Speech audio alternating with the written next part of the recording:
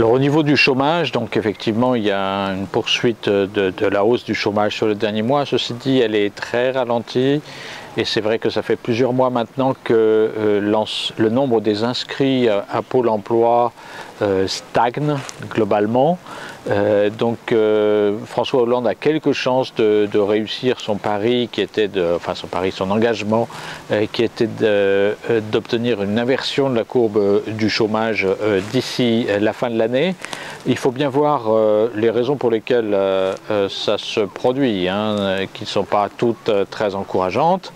Il y a d'une part le fait qu'il y ait plus de gens qui partent en retraite à partir de maintenant parce qu'on est en plein dans l'arrivée à l'âge de la retraite des générations du baby-boom et parallèlement il y a plutôt moins de jeunes qui rentrent sur le marché du travail, donc ça c'est un élément plutôt favorable dans l'immédiat, en tout cas sur le plan de l'emploi. L'autre chose qui est importante, c'est qu'il y a un niveau de découragement qui est très significatif sur le marché du travail, notamment chez les jeunes. On observe que ce qu'on appelle le taux d'activité, c'est-à-dire le nombre de gens qui, à un âge donné, cherchent un emploi ou en ont un, a baissé de manière significative depuis le début de la crise, en particulier chez les jeunes. Bon, ça facilite les choses du point de vue des statistiques du chômage, mais ce n'est pas très bon signe. Et troisièmement, évidemment, il devrait y avoir une accélération sensible du nombre d'emplois aidés. C'est une bonne chose parce que le nombre d'emplois aidés avait beaucoup baissé sous Nicolas Sarkozy. Malgré la crise, il en avait relativement peu relancé. Je pense que dans le contexte où on est, c'est pas une panacée les emplois aidés, mais c'est une bonne chose de les relancer pour remettre sur le marché, permettre à ceux qui sont les plus éloignés du marché du travail de retrouver une place sur ce marché du travail et d'avoir un espoir d'avoir un emploi demain. Ceci dit, même si François Hollande réussit le pari d'inverser la courbe du chômage, on restera très très loin du souhaitable, puisqu'on sera toujours aux alentours de 5 millions d'inscrits à Pôle emploi.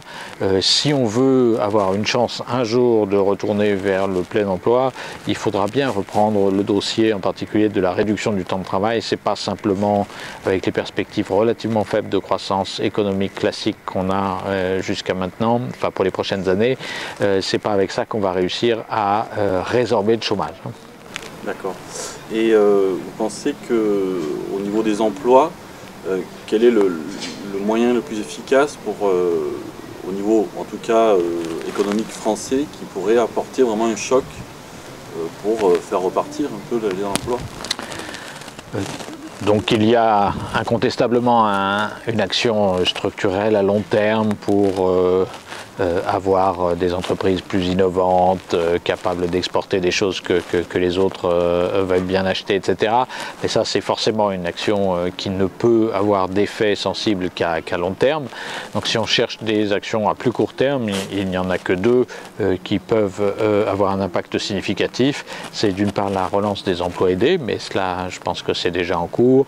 Et d'autre part, c'est ce qu'on évoquait juste avant, à savoir la réduction du temps de travail, pas forcément sous l'angle de la réduction du temps de travail hebdomadaire. Il ne s'agit pas forcément d'aller vers les 32 heures ou la semaine de 4 jours, mais si on met en place des choses du style 1 an de congé sabbatique tous les 10 ans ou 6 mois de congé sabbatique tous les 5 ans, ça fait aussi une réduction du temps de travail de 10% et ça permet aussi d'avancer. Si les Allemands s'en sortent moins mal que nous aujourd'hui sur le plan de l'emploi, il y a plusieurs raisons, dont la démographie, mais il y a aussi le fait qu'ils travaillent plutôt un peu moins que nous et qu'ils ont plutôt plus réduit leur temps de travail depuis la crise que nous. En gros, ça fait 0,3 heures par semaine en moyenne en Allemagne contre 0,1 heure par semaine en France depuis 2008. Donc ça, c'est un élément important. Le dernier élément qui est évidemment aussi décisif, c'est l'activité économique dans son ensemble et ce qu'on peut faire pour la soutenir. Donc là-dessus, même si la zone euro et l'économie française sont sorties de la récession au deuxième trimestre, ça restait malgré tout la récession la plus longue dans la zone euro depuis tout l'après-guerre. Même si l'économie française est sortie de la récession au deuxième trimestre, l'activité reste très lente pour l'instant. Ce qui la freine aujourd'hui, pour être clair, ça reste malgré tout les politiques budgétaires trop restrictives qui sont menées en France et en Europe. Europe. Il faut rétablir les comptes publics, c'est évidemment une priorité compte tenu du niveau de l'endettement public en France et en Europe, mais il faut le faire à un rythme raisonnable et le rythme qui est suivi aujourd'hui ne l'est pas. On le voit notamment au fait que ça ne rétablit pas les comptes publics, que l'endettement public continue à augmenter en France et en Europe et que même il augmente plutôt plus maintenant qu'il y a un an. Enfin, depuis qu'on a mis en place ces politiques trop restrictives, la situation des finances publiques s'est plutôt dégradée et l'endettement s'est plutôt accéléré. Les emplois aidés, c'est un espèce d'ersatz qui va lui permettre, d'ici la fin de l'année, de pouvoir nous prouver par A plus B que ce qu'il avait annoncé était pas une grosse bêtise comme le reste, et donc en disant que voilà, il avait inversé la courbe du chômage. Simplement, des emplois aidés, ça veut dire quoi? Ça veut dire que ce sont des emplois qui sont précaires. Ça veut dire que dès que les statistiques seront passées, on pourra les virer, et qu'en plus, qui dit aider, dit financé par l'État, et donc financé par nous, donc finalement, ça vaut pas mieux qu'un chômeur. Donc voilà, c'est encore, ça fait partie de toutes ces mesures rustines. Oui, c'est des mesures rustines, et puis ils ne savent pas faire grand-chose d'autre, donc ils vont au plus simple. Et puis on a malheureusement, et ça je pense que c'est dans tous les pays, on a maintenant quelque chose qui se dessine, qui est que les entreprises gèrent de mieux en mieux, on va dire, mais même si c'est un terme qui est impropre, de mieux en mieux leurs coûts, et que malheureusement ça passe par souvent des licenciements massifs pour essayer de conserver leur marge. Et bon, maintenant après, il ne faut pas se faire d'illusions non plus, c'est-à-dire qu'il y a un moment où vous êtes, quand il ne reste plus que le président de la société et l'hôtesse d'accueil, ça fait un peu court. Donc forcément, à un moment, ça se stabilisera, faute de combattants, je dirais. Mais il faut s'attendre de toute façon à avoir un taux de chômage permanent plus élevé qu'avant, pour la bonne et simple raison qu'il y a eu des gains de productivité importants et que vous n'avez plus besoin d'autant de gens qu'avant pour travailler dans les usines et autres. Et puis vous avez donc le chômage qui se développe, et le chômage de longue durée, etc. Et vous voyez d'ailleurs qu'aux États-Unis, on a remplacé des contrats à durée indéterminée par des contrats à temps partiel, la plupart des emplois qui ont été créés, c'est ça. Et ça, je pense que c'est une vraie tendance, c'est pas simplement conjoncturel. Et donc, et en plus, vous avez la fameuse incantation de tous nos dirigeants politiques qui nous racontent que demain on rase gratis et que demain on aura de la croissance. Malheureusement, on sait très bien que les taux de croissance qu'on peut envisager dans les années qui viennent seront malheureusement très probablement inférieurs à 1. Pourquoi? On a fait un pic de croissance en 1950, ça a été démontré, il y a la natalité, il y a le progrès technique, etc., qui fait qu'aujourd'hui, avec un 0,5% de croissance, on sera heureux, et qu'au lieu de réfléchir à ce chiffre comme une donnée, on vous dit systématiquement que l'année suivante, on aura 1,5 et que l'année d'après, on aura 3. Sauf que, pas de bol, on va s'apercevoir qu'on est toujours sur des croissances très faibles, et des croissances qui, de toute façon, ne pourront pas générer une forte baisse du chômage. À 0,5% de croissance, vous n'imaginez pas, ça paye déjà par les intérêts des emprunts, alors n'imaginez pas que ça va en plus vous faire baisser le taux de chômage. Donc voilà. Alors, après, on peut toujours vivre dans le déni et croire que M. Hollande nous dit la vérité. Bon, on sera déçu forcément l'année prochaine, mais on vous dira que ça n'est qu'un petit accident et que l'année d'après, on verra ce qu'on verra. Et on verra rien comme d'habitude, et donc voilà. Ça me paraît un peu tôt aujourd'hui, on est en septembre, ça me paraît un peu tôt pour croire au Père Noël. Et puis d'autant plus que le chômage donc, qui frappe les classes pauvres, et puis même il y a une baisse du pouvoir d'achat au niveau des classes moyennes, donc ce qui fait que c'est un cercle vicieux finalement pour les carnets de commandes de beaucoup d'entreprises qui diminuent. Et il y a le marché du luxe qui lui par contre se porte quand même bien, mais bon ça ne suffit pas pour faire une économie. Ça ne va pas durer. Non, en fait, pourquoi c'est embêtant, c'est que en effet, je vous ai dit que les sociétés géraient plutôt bien cet aspect-là, surtout aux États-Unis, elles l'ont fait très tôt, etc. C'est plus compliqué en Europe parce que vous avez des règles qui font que c'est un petit peu plus compliqué de licencier, mais c'est vrai qu'ils ont très bien géré ça, mais qu'il faut s'attendre quand même à ce qu'il y ait l'effet boomerang qui revienne, c'est-à-dire que quand vous avez viré tout le monde, évidemment un chômeur ça consomme moins qu'un salarié, et que forcément à un moment ou à un autre vous le sentez sur votre chiffre d'affaires. Alors tant que vous pouvez continuer à ajuster vos coûts, tout va bien. Vous pouvez continuer à avoir des résultats, de bons résultats, et puis il y a un moment où votre effectif est incompressible, il y a un moment où votre chiffre d'affaires baisse plus vite que la productivité que vous pouvez faire, et à ce moment-là, ça s'appelle un petit effet ciseau, vous vous retrouvez avec des marges qui dégringolent et avec une récession derrière.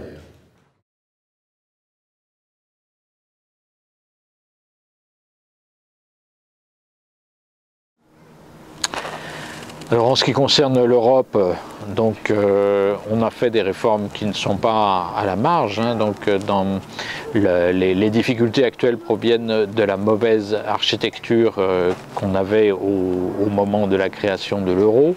Donc l'euro était une bonne chose à mon sens, il fallait avoir une monnaie commune pour espérer que l'Europe puisse compter dans un monde qui est dominé par des géants comme la Chine ou les États-Unis avec chacun leur monnaie.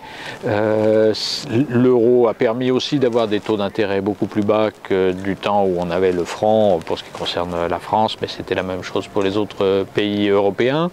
Mais simplement, on avait construit quelque chose sans mettre en place aucun outil de solidarité en particulier.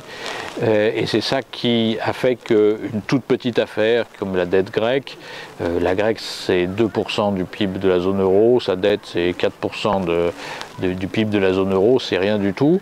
Mais comme on n'avait aucun outil pour faire face à ce type de crise quand les taux d'intérêt ont monté sur la dette grecque, c'est devenu en 2 ou 3 ans quelque chose de très grave. Par rapport à ça, on a fait des choses qui ne sont pas simplement des réformes à la marge.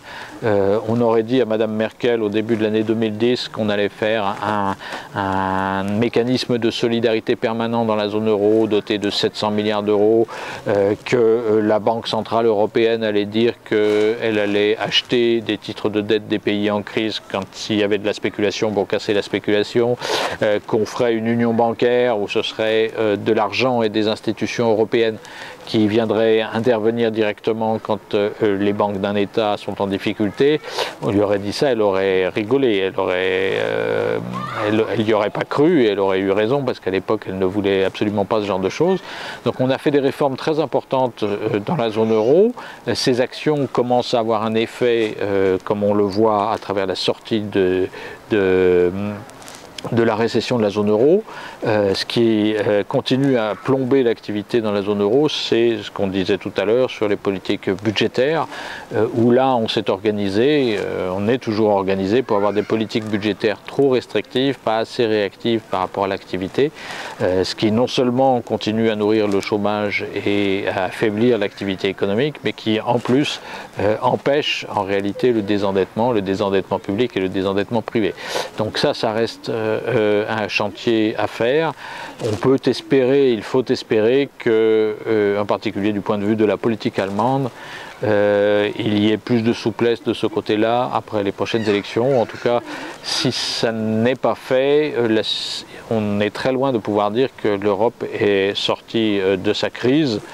Même si on est sorti un peu de la récession et que l'activité économique repart un tout petit peu, les problèmes sociaux et politiques posés par l'explosion du chômage dans les pays en crise sont toujours là, et les risques d'explosion sociale et politique sont toujours là, je dirais même plus que jamais dans un contexte où la croissance est repartie un petit peu.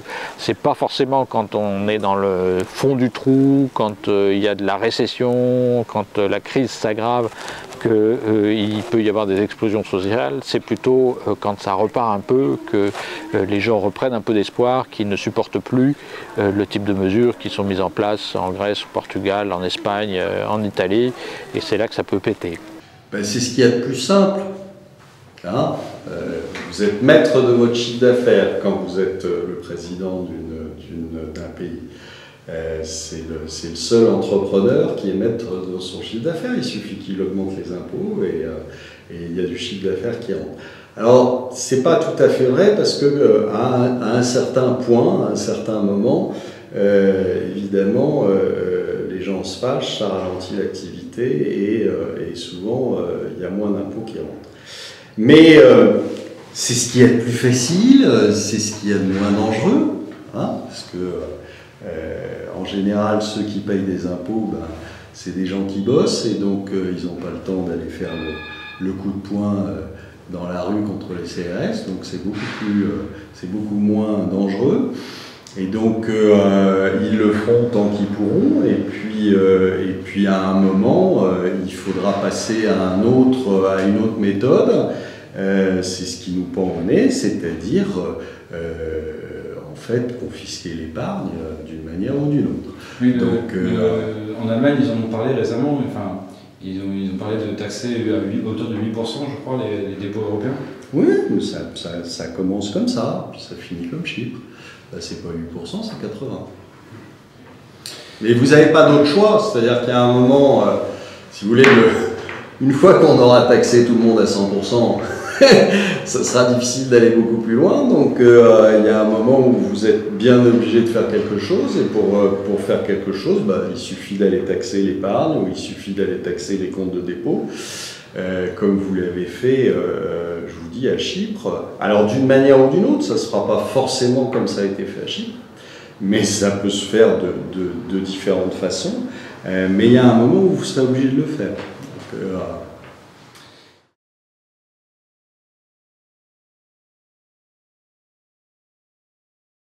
alors le fait que la Chine, l'Inde, le Brésil, l'Afrique dans une certaine mesure aillent mieux qu'avant, qu'ils aient du dynamisme économique, que les revenus des gens s'améliorent, qu'ils se mettent à produire des choses que les autres peuvent acheter, tout cela est une bonne nouvelle.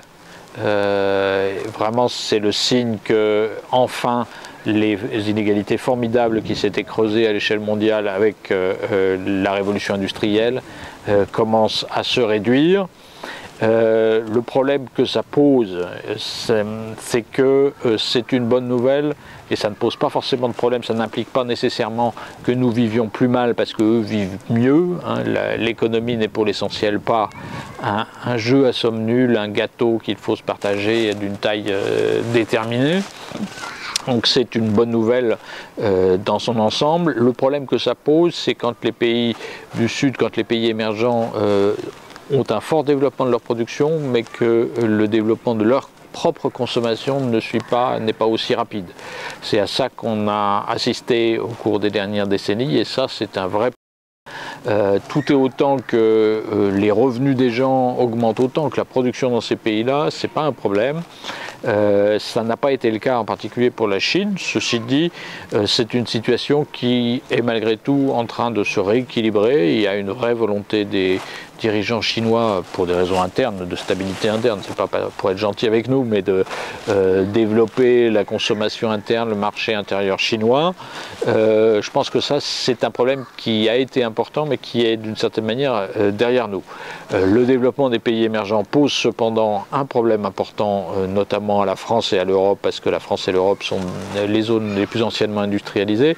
C'est qu'il y a évidemment un domaine où l'économie est un jeu à somme nulle et où le gâteau est à partager, un gâteau fini est à partager, c'est celui des matières premières non renouvelables et des énergies fossiles. Donc le fait que les émergents émergent et consomment une part de plus importante du pétrole, du gaz, du charbon et des autres matières premières, du fer, du cuivre, etc. Ça veut dire que ça implique que l'Europe ne peut s'en sortir parce qu'elle est la zone la plus anciennement industrialisée et donc la zone où il y a le moins de matières premières sur son territoire parce que ça fait des millénaires qu'on les exploite beaucoup. Donc l'Europe ne peut s'en sortir que si elle est capable d'accélérer sa conversion écologique et la transition énergétique malgré tous les problèmes de finances publiques qu'elle a en particulier aujourd'hui. C'est pas pour être gentil avec les générations futures qu'il faut faire ça, c'est pas pour être gentil avec les gens du Sud pour leur laisser un peu de pétrole pour se développer eux aussi. C'est nous, on ne sortira pas de la crise actuelle si on n'est pas capable de faire ça parce qu'on sera toujours rattrapé par le fait que dès que l'économie mondiale repart, les prix des matières premières, les prix du pétrole, les prix du gaz augmentent et que pour nous c'est que des importations, donc c'est de l'argent qu'on donne aux autres et qui plombe notre économie. Donc c'est pour ça que la condition sine qua non pour que l'Europe sorte de sa crise, c'est qu'elle soit capable d'accélérer la conversion écologique de son économie et la transition énergétique. Mais en dehors de ça, le fait que les pays émergents se développent n'est pas forcément un problème pour nous. Donc, du coup, ça serait intéressant d'une sorte de protection nationale économique et une autonomie des richesses pour nous protéger de cette mondialisation qui peut être dangereuse en général. Si vous voulez, les comptes extérieurs de l'Union européenne et de la zone euro, ils sont excédentaires à l'heure actuelle. On exporte plus qu'on importe. L'Europe reste en particulier, continue à avoir un comportement de prédation par rapport à beaucoup de pays du Sud, en particulier en Afrique. On continue notamment à travers ce qu'on appelle les accords de partenariat économique, les APE, de vouloir imposer aux pays d'Afrique d'ouvrir leur propre marché aux multinationales européennes, etc. Donc on n'est pas forcément dans une situation où c'est le reste du monde qui nous menace et qui nous pose problème. Il y a un seul pays, un seul ensemble qui vraiment pose problème et vis-à-vis duquel on a un déficit important, c'est la Chine. Le problème qu'il y a, c'est qu'il n'y a pas... Il est très difficile, on vient de le voir sur le photovoltaïque, de dégager une volonté commune européenne de discuter de bloc à bloc avec la Chine parce que chaque pays européen continue à jouer sa propre carte. Madame Merkel veut continuer à vendre des Mercedes, des BMW, des machines aux Chinois. Monsieur Hollande veut continuer à leur vendre des centrales nucléaires, etc. Et chacun fait des mamours aux dirigeants chinois dans son coin et empêche l'Europe de négocier de puissance à puissance avec la Chine pour équilibrer les comptes. Ça, c'est un problème, mais ce n'est pas un problème qui est général vis-à-vis des pays du Sud. Okay. Juste pour revenir un peu à l'actualité, c'est juste une question au niveau de la guerre en général, notamment en Syrie et autres, que la France a pu mener. Est-ce que ça pèse pas un poids financier de faire la guerre comme ça en extérieur et Oui, il y a manifestement un problème de prise en charge de la défense et de la politique extérieure européenne. C'est un des points sur lesquels il y a par exemple le plus d'écart entre les dépenses publiques françaises et les dépenses publiques allemandes. On cite toujours les Allemands comme dépensant beaucoup moins pour les actions publiques, mais c'est vrai qu'ils dépensent beaucoup moins pour l'éducation parce qu'ils n'ont pas de gamins, ils dépensent beaucoup moins pour l'armée et pour la défense parce qu'ils n'assurent pas de fonction de défense que la France assure, bon, pour des raisons compréhensibles, mais c'est vrai que la question de l'européanisation la défense et de la politique extérieure se pose de plus en plus et que ça pèse sur l'économie française. De ce point de vue d'ailleurs, il y a une contradiction entre la poursuite de ce type d'action et malgré tout des restrictions assez fortes qui sont faites au budget français de la défense.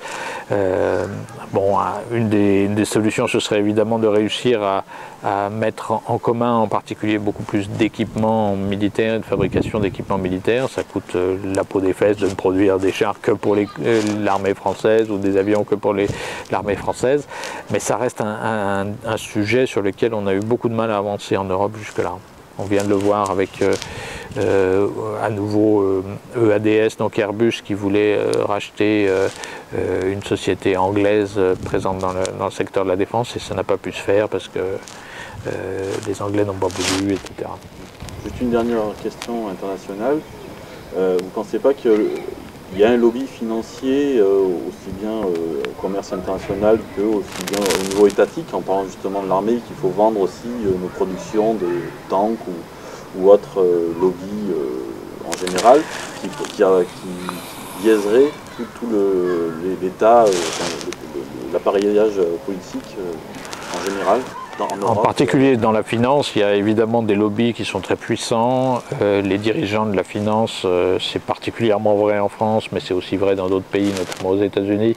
Les dirigeants de la finance ont des liens extrêmement étroits avec l'élite politique et administrative. Chez nous, donc, c'est les énarques, inspecteurs des finances, qui sont censés contrôler les banques, qui se retrouvent à la tête des banques derrière. Donc il y a une pression très forte des élites financières sur les élites politiques. Ça se voit en particulier sur la question des paradis fiscaux. Ça fait très longtemps que la question des paradis fiscaux plombe à la fois les économies en les menaçant du fait que c'est des zones non régulées dans lesquelles il y a des risques financiers énormes qui se concentrent, et d'autre part plombe les finances publiques de tous les grands États en permettant aux riches et aux multinationales d'échapper à l'impôt. C'est très facile de régler la question des paradis fiscaux. Je veux dire, il n'y a pas besoin d'envoyer beaucoup de divisions françaises et allemandes pour mettre le Luxembourg au pas si on veut. C'est très facile de savoir ce qui se passe. C'est même beaucoup plus facile aujourd'hui que quand il s'agissait de passer des valises de billets. On l'a bien vu avec la NSA, quand il s'agit de transactions électroniques. Si on veut savoir ce qui se passe et combien de gens, qui envoient quoi dans un paradis fiscal, on peut le savoir tout de suite. Vraiment, ce qui a bloqué jusqu'à maintenant, on peut espérer que ce soit en train de se débloquer, mais ce qui a bloqué jusqu'à maintenant, c'est uniquement la bonne entente entre les dirigeants des grands pays et les élites financières dans ces grands pays pour foutre la paix aux multinationales et aux riches et aux institutions financières qui faisaient de l'argent avec ça, pour foutre la paix à ces gens-là et en laissant prospérer les paradis fiscaux. Les Américains viennent de faire céder la Suisse sur le secret bancaire suisse. Ça a pris 1 an et demi depuis le moment où ils ont décidé de le faire. Enfin, je veux dire, c'était pas compliqué, mais il fallait décider de le faire. Ok, ben je vous remercie. Non. Alors là, on l'a bien vu d'ailleurs avec l'écroulement des marchés émergents, aussi bien en termes de devises qu'en termes de marchés actions et autres, marchés de taux. Tout simplement, enfin, c'est un espèce de mythe, le découplage, le fameux découplage dont on nous parle depuis 4 ans. Alors, certains n'avaient pas compris que ce n'était qu'un mythe, ils continuaient à y croire. Bon, il y a des chiffres, il faut les regarder, il ne faut pas juste prendre le chiffre comme ça de façon bête et crier victoire. Il faut essayer de les confronter un peu, il faut essayer de les analyser un peu. Et là, vous vous apercevez qu'il y a quand même des choses qui ne vont pas, quoi. Donc, quand les Chinois vous annonçaient il y a quelques mois qu'ils faisaient tant d'exportations vers un pays et que quand vous regardiez les chiffres d'importation de ce pays-là, vous constatiez qu'il n'y en avait que la moitié, c'était pas très compliqué de se dire que peut-être les chiffres avaient été un chouïa boostés de la part des Chinois. Voilà, donc c'est simple, simplement, faut cesser de croire benoîtement à tout ce qu'on vous raconte. Oui, la mondialisation heureuse, c'est pas pour tout le monde, quoi. Alors j'aimerais avoir... Non, mais enfin, c'est des choses... Les analystes sont incapables de modéliser la croissance de quoi que ce soit. Ils vous mettent 3 points, ils les alignent, ils prennent une règle et ils tirent un trait. Et ils vous disent, dans 10 ans, la Chine aura bouffé tout le monde. Non, ça ne se passe pas comme ça. C'est-à-dire que vous avez des accidents, vous avez des tensions qui se créent, vous avez des dérapages, et donc ça ne se passe pas exactement comme on avait prévu. Et les Chinois, aujourd'hui, je ne dis pas du tout que c'est fini en Chine, simplement, vous allez passer à certains moments par... des moments difficiles parce qu'il y a eu des excès, parce qu'il y a eu une croissance du crédit qui a été une vraie bulle et qui est en partie due à la gestion de la crise faite par M. Bernanke et consorts qui se sont amusés à faire tourner la planche à billets à des cadences infernales et qui fait que vous aviez des liquidités et que ces liquidités sont allées s'investir parce que on pensait qu'il allait y avoir une rentabilité beaucoup plus forte, sont allées s'investir sur les marchés émergents. Puis tout d'un coup, quand on s'aperçoit que ça ne marche pas, ces capitaux sortirent joyeusement tous en même temps, et que là, vous avez des marchés qui sont très étroits, qui sont peu liquides, et donc ça donne des catastrophes avec des moins 50, moins 60, moins 70%. Voilà, mais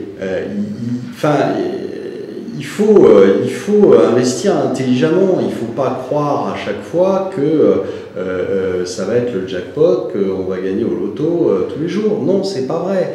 Si on fait les choses en regard des fondamentaux, aujourd'hui, les investissements, faut se méfier parce qu'on peut avoir l'impression de gagner très vite un tout petit peu d'argent, mais croyez-moi, vous allez le perdre aussi vite.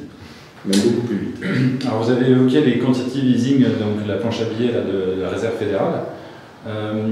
Concernant la création monétaire, qui fait normalement partie des prérogatives régaliennes, n'y a-t-il pas un juste milieu à trouver justement entre d'un côté la planche à billets à outrance et de l'autre la création monétaire privée qui aggrave quand même assez largement la dette publique avec les intérêts dus? Et de toute façon, vous aggravez la dette et de toute façon, la planche à billets, quelle qu'elle soit, à partir du moment où elle ne correspond pas à la croissance des échanges commerciaux ou croissance tout court des pays, ça veut dire qu'elle ne correspond à rien, qu'elle n'est basée sur rien et que donc à un moment ou à un autre, c'est uniquement une histoire de confiance. Je vous file un petit rectangle de papier, je vous dis que ça vaut 500 €. Si vous me croyez, très bien. Si à un moment vous avez un doute là-dessus, ça vaut 0. Ça ne vaut pas 490, ça ne vaut pas 300, ça vaut 0. Donc aujourd'hui, on en est arrivé là, c'est-à-dire qu'on a une espèce de planche à billets complètement ridicule, enfin, qui n'a rien à voir avec rien d'ailleurs, ni avec la croissance, ni avec quoi que ce soit, qui sert juste à entretenir l'illusion et la bulle qu'il y a sur certains actifs, et qui permet essentiellement à la banque centrale, quelle qu'elle soit, d'acheter les émissions obligataires des pays, et donc c'est totalement artificiel, jusqu'au jour où vous avez quelqu'un qui va refuser votre billet, qui va vous dire non, vous êtes gentil, mais donnez-moi autre chose, parce que ça je prends pas. Ce jour-là, c'est fini, fin de l'histoire. Donc aujourd'hui, vous n'avez pas deux solutions. Vous avez à un moment soit un défaut de paiement généralisé, d'accord, donc on vous dit, messieurs, je suis absolument désolé, mais l'État ne remboursera pas ses dettes, et à ce moment-là, vous ruinez tout le monde, pas simplement M. Bernard Arnault, vous ruinez absolument tout le monde. Pourquoi ? Parce que tout le monde a un Codévi, un PEL, une assurance vie, des sous dans la banque, etc. Donc vous ruinez absolument tout le monde. Soit deuxième méthode, quand on est trop endetté, on fait tourner la planche à billets jusqu'au jour où les gens s'aperçoivent qu'on les prend pour des cons. Et ce jour-là, ils refusent d'utiliser le billet et le billet, il vaut 0. Et donc à ce moment-là, ça vous fait ce que ont connu certains pays, c'est-à-dire que vous avez 1 million d'euros sur votre compte et ça vous sert à vous payer un coca en bas de la rue. Voilà. Alors si je peux peut-être nuancer ce que vous venez de dire, vous venez de dire que ne pas rembourser les dettes, faire défaut sur la dette, ça ruinerait tout le monde. Or, le Secours catholique vient d'annoncer qu'en France, il y avait 40% des gens qui vivaient en dessous du seuil de pauvreté. Donc, c'est-à-dire, le seuil de pauvreté, c'est la moitié du salaire médian. Le salaire médian étant à 1 500, ça fait 750 euros. Je ne suis pas certain que les 40% de Français qui tournent avec 750 euros aient beaucoup de plans d'épargne logement. Vous ruinez 60% des autres. Je ne suis pas sûr que ça soit non plus intéressant. Voilà, donc l'idéal serait quand même d'essayer de tirer vers le haut les 40%, plutôt que de transformer les 60% qui s'en tirent à peu près au même niveau que les 40 autres pourcents, même probablement aussi plus bas. Donc le nivellement par le bas n'est jamais un truc qui fonctionne très bien. Tout à fait. Alors on va parler un petit peu de l'euro. Pensez-vous que l'euro soit viable à moyen terme ou à court terme? Non. Clairement non, pour deux raisons. Alors la raison qui est propre à l'euro, qui est que c'est un truc qui a été mal fait, mal monté, mal conçu, et que quelque chose qui est mal monté, mal conçu, je ne vois pas très bien comment il pourrait survivre ad vitam aeternam. Donc je pense qu'à un moment ou à un autre, l'euro n'existera plus. Ça ne veut pas dire que l'Europe n'existe pas, qu'on ne fasse pas d'amalgame, parce que l'amalgame est assez vite fait en ce qui concerne l'euro. L'euro, c'est devenu une religion quasiment. Donc dès que vous parlez, dès que vous dites ce que je suis en train de dire, je vais être très probablement taxé d'affreux fachos et compagnie, mais j'assume totalement, je dis simplement qu'un truc qui est monté en dépit du bon sens ne peut pas survivre. Donc il éclatera d'une manière ou d'une autre, je ne sais pas ce qui se passera, je ne sais pas quel est le moyen qu'on va trouver pour le faire disparaître, mais je pense qu'il disparaîtra. Et que de toute façon, alors là, ça c'est le problème de l'euro, mais je pense qu'au-delà de ça, vous aurez à un moment ou à un autre aussi à se poser comme question de changer complètement le système monétaire international. Parce qu'on ne peut pas vivre avec une espèce de suprématie d'un dollar qui ne vaut plus rien pendant des siècles et des siècles. Il y a un moment où il va falloir qu'on change. Aujourd'hui, les trois principales monnaies, c'est-à-dire l'euro, le yen et le dollar, sont des monnaies qui, fondamentalement, ne valent pas grand-chose. À part peut-être le prix du papier, mais c'est tout. Et donc, à partir de ce moment-là, je pense qu'au-delà d'un éclatement de l'euro, il devrait y avoir éclatement du système monétaire avec un nouveau système monétaire, comme très probablement les 20 dirigeants qui sont aujourd'hui réunis en G20 à se faire des jolies soirées, des jolis dîners, mais pas finalement à réfléchir à grand-chose. Le front à chaud et non pas à froid. Ça sera encore une fois un truc fait à la va-vite et mal conçu. Et donc, on sera reparti pour 20 ans, et puis après, ça repètera, mais voilà. Une petite aparté par rapport à l'actualité. Un conflit majeur avec la Syrie, est-ce que le baril de pétrole s'envolerait vis-à-vis du détroit d'Ormuz? Oui, s'il y avait un conflit majeur. Mais aujourd'hui, il n'y a plus que M. Hollande qui veut y aller, non? Un petit peu Obama.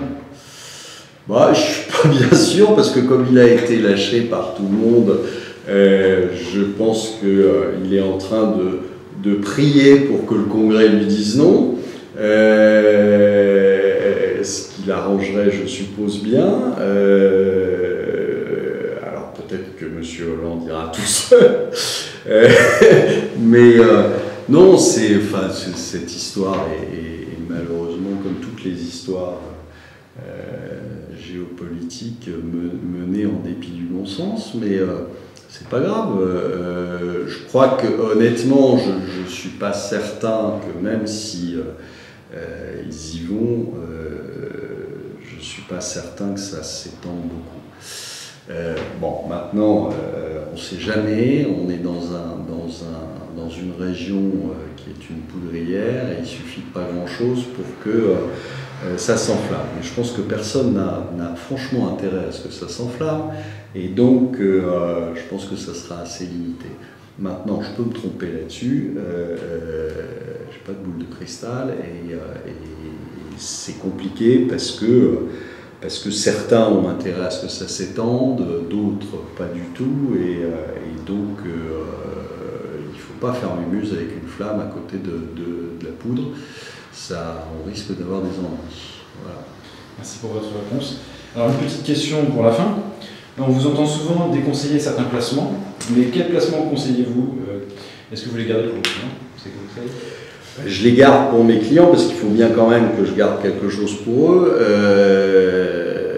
Non, je vais vous répondre autrement. Quels sont les placements qu'il ne faut pas faire? Alors, les placements qu'il ne faut pas faire, ce sont les actions, ce sont les obligations souveraines, ce sont les obligations bancaires, financières, et puis interrogez-vous sur l'opportunité d'avoir tout son patrimoine libellé en devise euro. Voilà. Pas les œufs dans tout le même panier. Libellé en yens, je vous rassure, c'est pas mieux, et libellé en dollars, à un moment ou à un autre, ça sera pas très intelligent non plus. Mais bon, voilà, il y en a d'autres, il y a d'autres façons de faire. On n'est pas obligé de se faire plumer complètement, parce que je crois qu'il faut réellement, vous savez que sur d'autres chaînes de radio ou de télé, on me demande souvent ce que je pense des niveaux du CAC 40. Je pense que c'est au-delà de ça. Le problème n'est pas de savoir si le CAC va à 3000, à 2000, etc. Je pense que le jour où on ira, tout le monde s'en foutra, parce que ça sera le dernier de nos soucis. Aujourd'hui, c'est la vraie question, c'est de savoir si l'économie mondiale et tous les marchés de taux, les marchés actions, les marchés d'échange, vont pas se prendre la claque du millénaire, quoi. Donc c'est pas tellement, vous savez, si l'euro vaut plus rien, que le CAC vaille 2000 ou 3000, ça vaudra pas grand-chose non plus. Donc il ne faut pas se poser la question comme ça, et il ne faut pas penser qu'on est dans le même schéma qu'on a connu en 87 et dans toutes les autres crises qui ont suivi, où finalement vous achetiez le CAC sur repli de 20%, etc. Et puis 6 mois plus tard, c'était terminé, vous étiez repassé au-dessus des niveaux du crack, et tout allait bien, et on a vécu comme ça dans la prospérité et la joie et la bonne humeur. Maintenant, je pense que la petite maison dans la prairie, c'est fini. Donc il va falloir s'y faire, et qu'on a changé de paradigme, on a changé complètement de modèle, et que malheureusement, ça risque de faire très mal et de surprendre beaucoup. On n'est plus dans la croissance infinie finalement là. Non, on n'est plus dans la croissance, mais on l'a jamais été. Je veux dire, il faut pas rêver, ça n'existe pas. Et puis, je vous dis, mais c'est un vrai changement, et c'est pour ça d'ailleurs qu'il y a autant de déni, parce que c'est le seul moyen que connaît le cerveau humain. Quand quelque chose est trop affreux, on se dit, ben non, ça n'existe pas, ça ne nous arrivera pas à nous. Donc c'est pour ça, c'est parce que c'est un vrai changement. On est en train de dire à des gens, tout ce que vous avez appris, tout ce que vous avez connu, on vous a dit que 1 + 1 ça faisait 2, ben non, ça fait 0. Ah bon, et donc aujourd'hui, il faut tout rebaser là-dessus, il faut tout... Et c'est pas facile, et c'est normal que beaucoup de gens résistent en se disant, mais non, ça peut pas nous arriver, c'est arrivé à l'Argentine, mais bon, les Argentins, c'est des sauvages, c'est bien connu, etc. Vous avez aujourd'hui tout un tas de déni en disant, voilà, nous, on est champions du monde, ça peut pas nous arriver. Ben si, malheureusement, ça va nous arriver au même titre que les autres, parce qu'on n'est pas plus malin que les autres.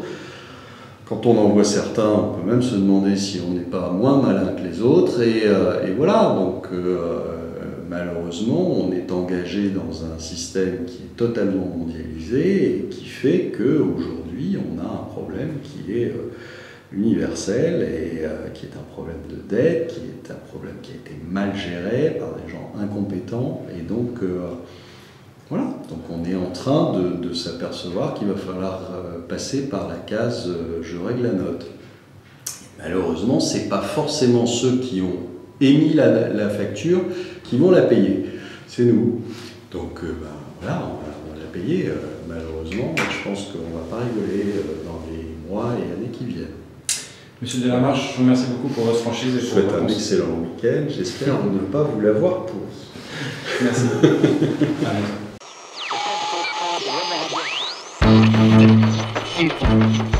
bientôt.